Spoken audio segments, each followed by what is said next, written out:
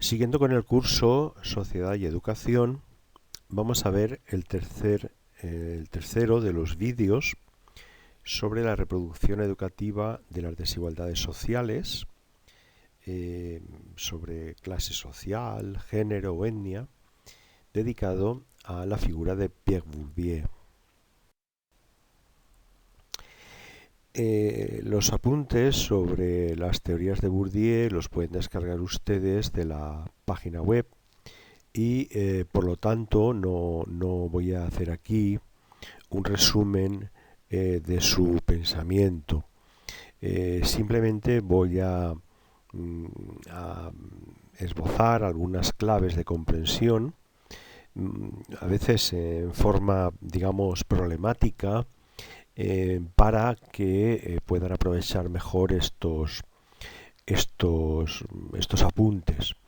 También, como en el caso de Foucault, tienen ustedes prácticamente toda la bibliografía de Bourdieu traducida, y tienen en el repertorio bibliográfico que pueden descargar de la página web realmente un detalle muy pormenorizado de todas sus aportaciones, con indicación de aquellas que están traducidas al castellano. Bien, me gustaría, como en los casos anteriores, comentar tres pequeños epígrafes, simplemente como, ya digo, como un comentario introductorio a el resumen de su obra, o incluso sería muy recomendable a la lectura de los textos originales, que, como en el caso de Foucault y en general de toda la tradición francesa, siempre están expresados con un uso muy rico de la lengua, es decir, son autores de una redacción realmente muy atractiva. La primera clave que voy a comentar la he titulado Marx o Durkheim, porque creo que es necesario, por decirlo así, ubicar Bourdieu en una cierta tradición, así como hay otros autores, en los casos anteriores, Basil Bernstein o Michel Foucault, que, bueno, pues salvo la referencia genérica de Bernstein a las tradiciones analíticas o el precedente de la genealogía de Nietzsche en el caso de Foucault, no tenemos, por así decir, son autores muy peculiares, difícilmente encajables en las tradiciones clásicas. No es el caso de Pierre Bourdieu. Muchas veces se presenta la obra de Bourdieu como la obra de un seguidor de Marx.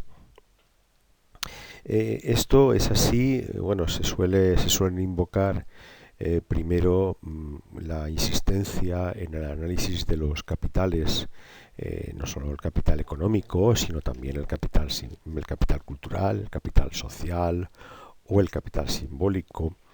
Y esta insistencia en el concepto capital, o incluso la reivindicación de un saber sociológico comprometido, y no hay duda que los escritos de Bourdieu, incluso su propia trayectoria vital, se podría caracterizar así, como un pensamiento sumamente comprometido. Digo que por todas estas razones se suele asociar a Bourdieu, algunos textos asocian a Bourdieu con la tradición de Marx. A mi modo de ver, más bien habría que ubicarlo en la estela de Durkheim. Durkheim es un autor, es un sociólogo, uno de los padres de la sociología, de origen francés, que define con mucho acierto el objeto de la sociología como el estudio de los hechos sociales. Y los hechos sociales se nos presentan como hechos coactivos. Bien, a mi modo de ver, Bourdieu está más bien en esta tradición, en la tradición de desentrañar las coacciones que acaecen en determinados espacios que podríamos llamar medios. Él utiliza preferentemente el concepto campo, pero otros autores, como por ejemplo Wester, que es un postburdiano alemán, vuelve al concepto durkheimiano de medio. Bien, esta es una cuestión casi preliminar, es decir, bueno, nos encontramos ante una versión del marxismo o nos encontramos más bien ante una especie de durkheimianismo materialista, crítico realmente, en el que hay una cierta distancia respecto a la obra de Marx y a la tradición marxista. Bueno, simplemente lo planteo, incluso lo planteo como pregunta para que cuando ustedes lean los resúmenes del resumen de la obra de Bourdieu, pues puedan plantearse esta cuestión. La segunda cuestión que quería comentar tiene que ver con la estrategia analítica. Ya hablé en el caso de Bernstein de cómo determinada estrategia de análisis a veces tiene sus costes teóricos frente a las estrategias de síntesis. Cuando uno lee a Bourdieu, al primer Bourdieu, o si lo prefieren, al Bourdieu más célebre, se tiende a pensar que su estrategia conceptual es analítica, la misma distinción de los capitales que he mencionado antes, el capital económico, el cultural, el social y el simbólico, la distinción entre una violencia física y una violencia simbólica. Es decir, uno parece, bueno, si leen con detenimiento la que pasa por ser una de sus obras más importantes, La distinción, pues se darán cuenta que lo que hay allí es un análisis del gusto, es decir, de la formación del gusto a partir de una especie de análisis con diversos ejes, el eje económico, el eje valorativo, etcétera, etcétera, ¿no? Es decir, uno observa que en las obras primeras de Bourdieu y sobre todo en los resúmenes, en las divulgaciones que circulan, por ejemplo, por Internet, lo que se presenta es una especie de estrategia analítica. Sin embargo, si contemplamos una de sus más importantes obras, y sin duda la obra más importante de su madurez, que es La miseria del mundo, la obra colectiva de la miseria del mundo, uno se da cuenta que ahí invoca un concepto, que es el concepto miseria, que no descompone a la manera como había descompuesto los capitales, a la manera como había analizado los diferentes usos del concepto capital. Bien, me da la impresión que muchas veces en los comentarios sobre Bourdieu se acentúa este elemento analítico y se deja de lado este elemento sintético.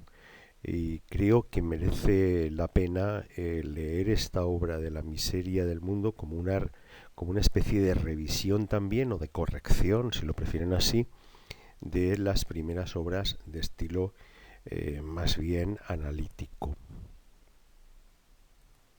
Por último, me gustaría comentar una tercera clave de la obra de Bourdieu que tiene que ver con precisamente el título de esta serie, ¿no? El título que le hemos dado a esta pequeña serie de hasta ahora de 3 capítulos sobre las teorías de la reproducción.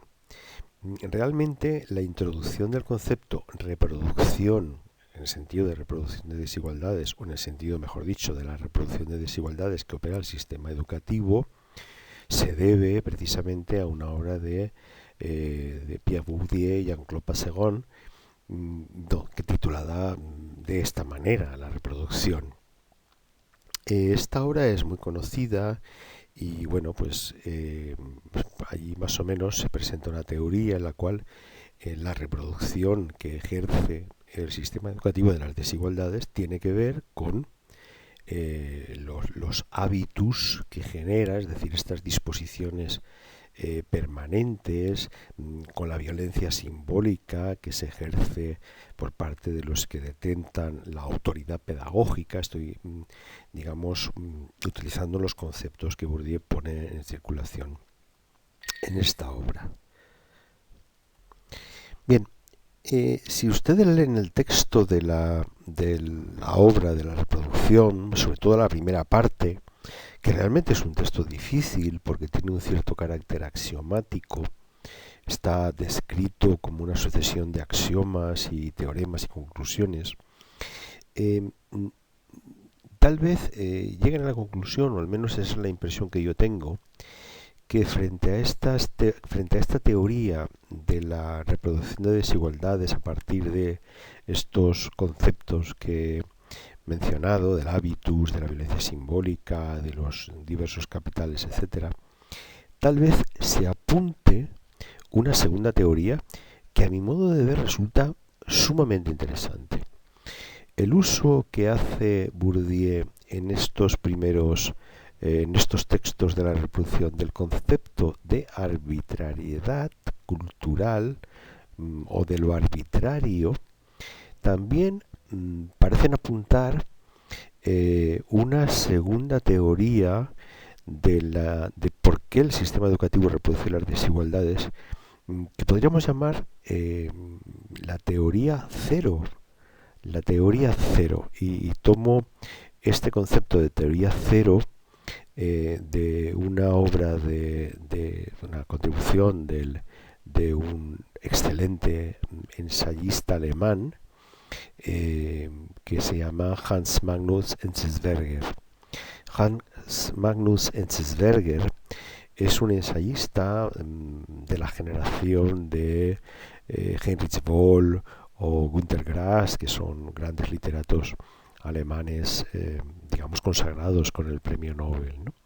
Bueno, pues Hans Magnus Enzensberger tiene un artículo muy interesante donde habla de la televisión, en general de los medios de comunicación, pero en particular de la televisión, como en alemán es Nullmedien, es decir, medios nulos o medios cero.